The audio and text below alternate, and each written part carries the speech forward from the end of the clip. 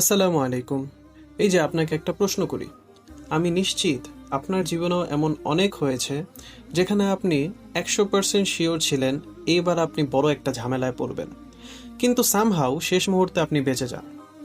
কখনো কি ভেবে দেখেছেন এটা কিভাবে হয়?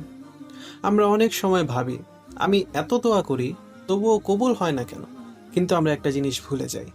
রসূল সাল্লাল্লাহু আলাইহি ওয়াসাল্লাম বলেছেন আমাদের দোয়া তিনভাবে কবুল হয়। হয় আপনি যা চান সেটাই পেয়ে যান, না হয় এর চেয়েও ভালো কিছু আখিরাতে রেখে দেয়া হয়, না হয় কোনো বিপদ আপনার থেকে সরিয়ে নেওয়া হয়। দ্যাট মিন্স আপনি যেই ন্যারো এস্কেপটা পেলেন ওইটাই হয়তো আপনার কোনো দোয়ার কবুল হওয়া ভার্সন, যেটা আপনি বুঝতেই পারেননি। সো এতক্ষণ আমি যে কাপল নেম ক্যালিগ্রাফি করছিলাম এটা হয়তো আপনারা বুঝেই ফেলেছেন। আপনারা এমন ছোট cute couple name calligraphy order করতে চাইলে ক্যালিগ্রাফি পেজ তো আছেই।